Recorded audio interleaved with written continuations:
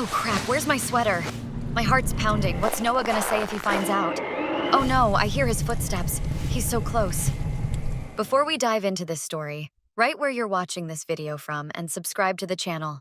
Let's get started.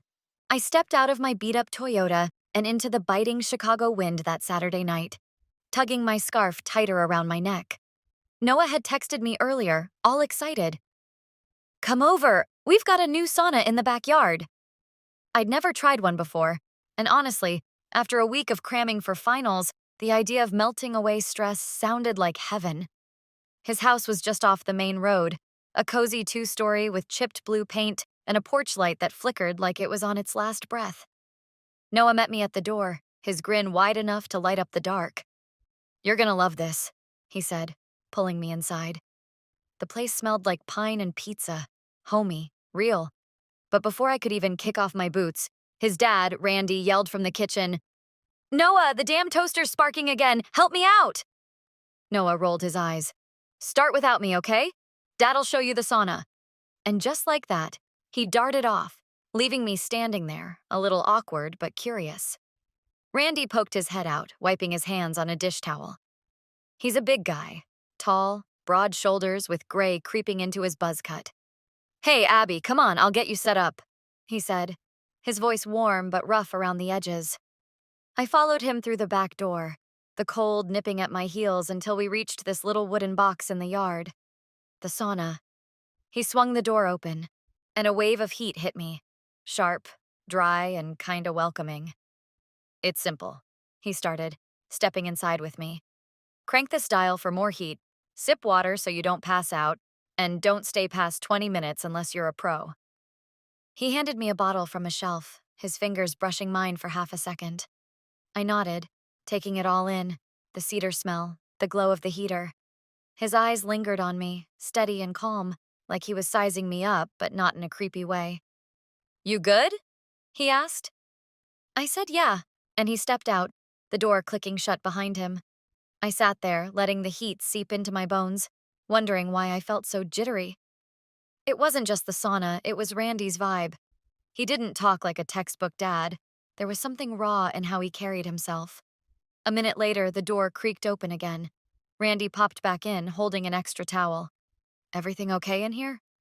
he asked, his tone casual but his eyes locked on mine. I smiled. "Yeah, it's awesome so far." He didn't leave. Instead, he shut the door and sat across from me, the wooden bench groaning under his weight. My stomach flipped. "Thought I'd check the heat myself," he said, leaning back, arms crossed. "Noah's still wrestling that toaster." We started talking, just small stuff at first. How the Bulls were doing, how I was surviving college. But then he shifted, his voice dropping. "This sauna's been my escape lately. Work's been hell, boss riding me every day." I got it. I've had my share of rough weeks. "Yeah, I feel that," I said. "Sometimes you just need a break." He nodded, and for a second, we just sat there, the heat wrapping around us like a blanket. Then his shoulder bumped mine, barely, like an accident.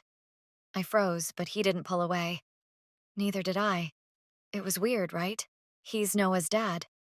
But the air felt thick, and not just from the steam. "Ever think about what you'd do if you could just drop everything?" he asked, staring at the wall. I laughed nervously. "Maybe run off to California, surf or something?" He chuckled, low and gravelly.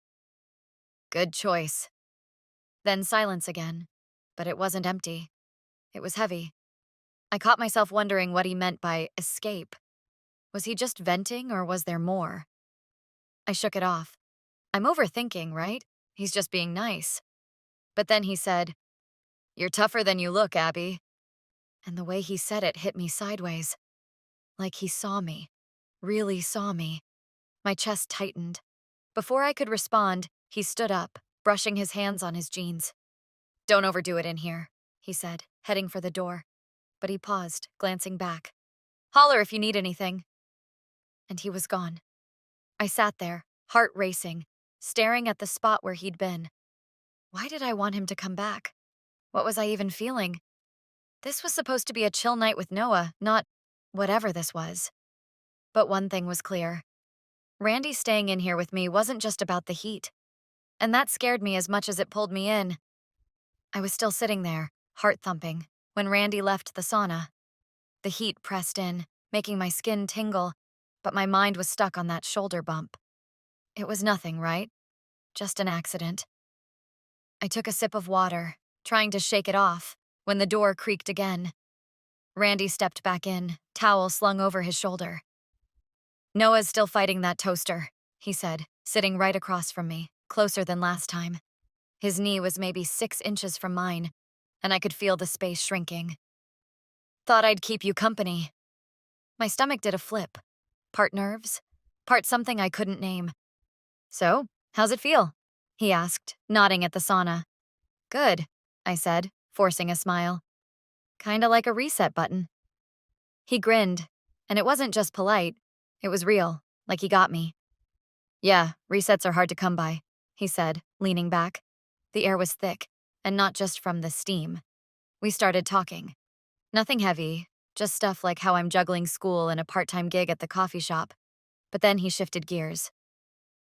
"Work's been eating me alive," he said, rubbing his neck. "Sometimes I wonder why I stick with it." I nodded. "I get that. Like, what's the point if you're miserable?" He looked at me, eyes steady. "Exactly."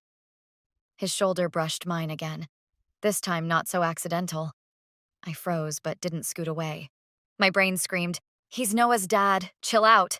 But my pulse didn't listen. He kept talking, voice low. "You ever feel trapped, Abby?" I swallowed hard. "Yeah, sometimes, like I'm stuck picking a major I don't even want." He nodded slow, like he was chewing on that. "Took me years to figure out I hate my job. Don't wait that long, okay?" It sounded like advice, but the way he said it felt personal, like he cared more than he should. I shifted on the bench, the wood creaking under me. "What would you do instead?" I asked, genuinely curious. He chuckled, a little bitter. "Maybe open a garage, fix up old cars, something with my hands." I could see it. Him in a greasy shirt, wrench in hand, happy. "That'd suit you," I said.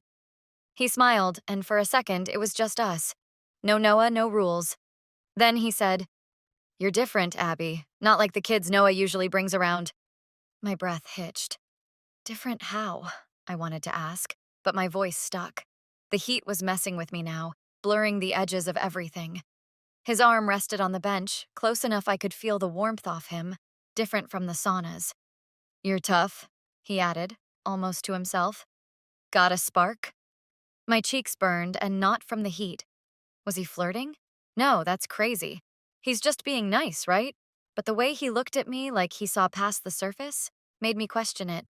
I laughed it off. "Thanks, I guess."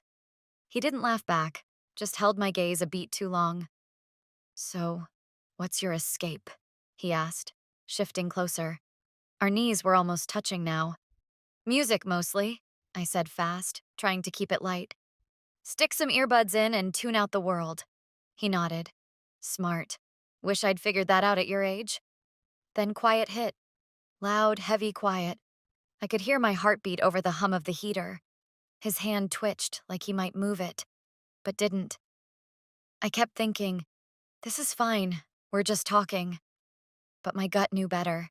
He stood up quick, breaking the spell. "Don't stay in too long," he said, voice rougher than before. He headed for the door, but stopped, glancing back. "You're good company, Abby." And he was gone again. I sat there, staring at the empty bench, my mind racing. What just happened? He's Noah's dad, my boyfriend's dad, and I'm sitting here feeling, what, guilty? Excited? I couldn't tell. All I knew was I didn't hate him sticking around, and that scared me. Worse, part of me hoped he'd come back. What was I getting myself into? Randy's footsteps faded, but my head was still spinning from him calling me good company. I took a shaky sip of water, the sauna's heat pressing down like a heavy blanket. Before I could sort out my thoughts, the door swung open again.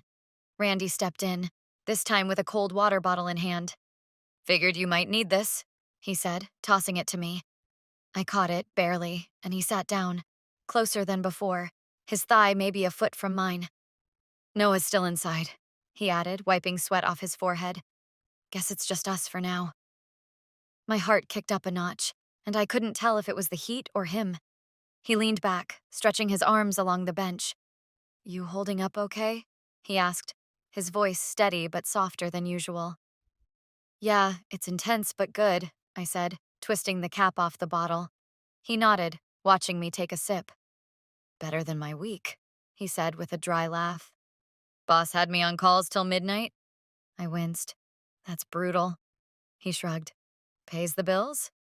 What about you, school kicking your butt? I grinned. Oh yeah, finals are a nightmare. He chuckled, and it felt easy, like we'd done this 100 times. Then he got quiet, staring at the heater. Back in the day, I almost ditched it all, he said, voice low. Wanted to be a musician. Guitar, small gigs, the works. I perked up. Really? What stopped you? He sighed. Life. Bills. Noah's mom got pregnant and dreams don't feed a kid. I nodded, picturing him strumming chords in some dive bar. That's tough, I said. Ever wish you'd gone for it? He looked at me, eyes sharp. Every damn day. Sometimes I think I should have risked it. His words hung there, heavy, and I felt them, like a push to rethink my own choices. His hand slid along the bench, closer to mine, fingers brushing the edge of my towel. I didn't move. What about you, Abby? He asked. What's your big risk? I laughed nervously. I don't know. Maybe quitting coffee shop shifts to chase something bigger. He smirked. You'd kill it. You've got guts. My stomach flipped. He was so sure, like he believed in me more than I did. The heat was thick now, blurring everything, and his knee nudged mine. I didn't pull away. Neither did he. Ever regret playing it safe? He pressed, his voice dropping lower. I swallowed. Sometimes. Like picking a major just 'cause it's practical. He nodded slow. Don't do that. I did. And now I'm stuck. His hand shifted again. Closer. Almost touching mine. My pulse raced. I knew I should scoot over, but I didn't. You're still young, he said. Take the shot I didn't. It sounded like advice, but his tone was too warm, too close. I looked at him, and his eyes locked on mine. Deep, steady, pulling me in. The air went still, just the hum of the heater in our breathing. I wasted years playing it safe, he said quietly, leaning in a fraction. Don't be me. My throat tightened. He was so close I could smell the faint cedar on him, mixed with sweat. I didn't move, couldn't think straight. I won't, I whispered, barely audible. His fingers grazed mine, just a flicker, and my breath caught. This was wrong, right? He's Noah's dad. But the way he looked at me like I was the only thing in the room drowned that voice out. He shifted, his shoulder brushing mine now, solid and warm. Sometimes I wonder what I'd do different, he said, almost to himself. Risk more, maybe? I nodded, stuck on his words. Yeah, me too. Our eyes met again, and it hit me. We weren't just talking anymore. The space between us was gone, and I didn't stop it. He coughed suddenly, breaking the spell, and sat up straighter. Noah's probably wondering where we are, he said, voice rough. But he didn't leave. He stayed right there, inches away, and I knew we were teetering on something dangerous. My head screamed to get out, but my body wouldn't budge. What was I doing? Randy didn't budge from that bench, and neither did I. The sauna felt smaller now, the heat wrapping us tight like it was holding us there. His shoulder was still pressed against mine, and I could feel his breath. Steady, warm, too close. Noah's probably clueless in there, he said, voice low, almost a whisper. I nodded, my throat dry despite the water I'd chugged.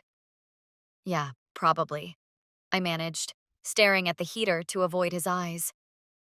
But I felt them on me, heavy and searching. My heart was hammering, and I couldn't tell if I wanted to run or stay. He shifted, his hand brushing my shoulder, light, testing.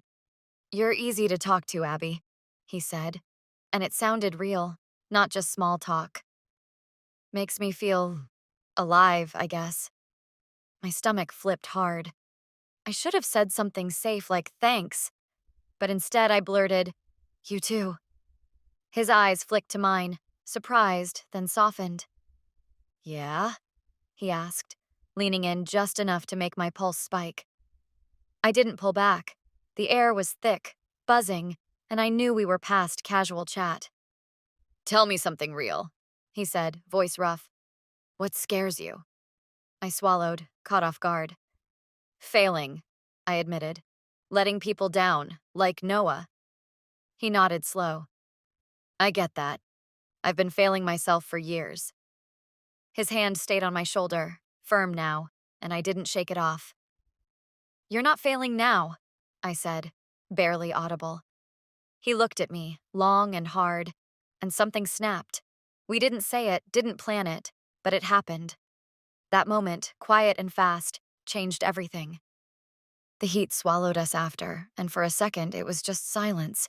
Sweaty, heavy silence. My head spun. What did I just do? He's Noah's dad. Guilt hit me like a truck, but Randy didn't move away. He just sat there, breathing hard like he was wrestling his own thoughts. "You okay?" he asked, voice shaky. I nodded, lying. "Yeah, you?" He forced a small smile. "Been better, been worse." I wanted to laugh, cry, scream, anything to break the tension, but I just sat there, stuck. Then the door flew open.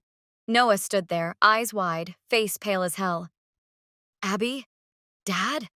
His voice cracked, sharp and raw. I jumped up, towel slipping hard in my throat. Randy turned away fast, rubbing his face like he could erase what Noah saw. "Noah, wait!" I started, but he didn't move, just stared. Frozen.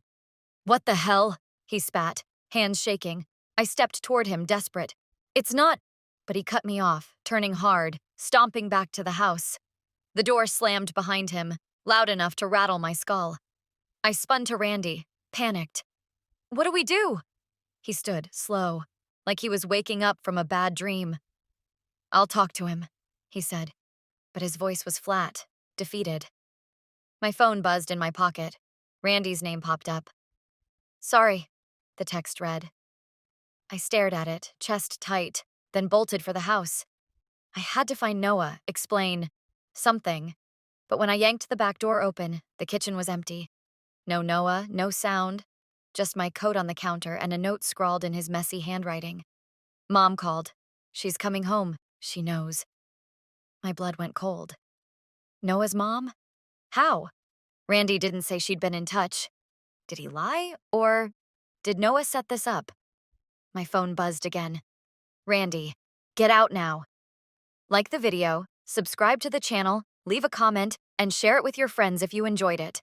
This is an artistic and fictional creation intended for both entertainment and educational purposes. Any resemblance to actual people or events is purely coincidental. Some scenes and dialogues in the video are part of a dramatized performance and incorporate elements of grotesque, satire, and exaggeration. The creator stands against discrimination, violence, and hatred. This channel fully complies with YouTube's policies and does not infringe upon copyright laws.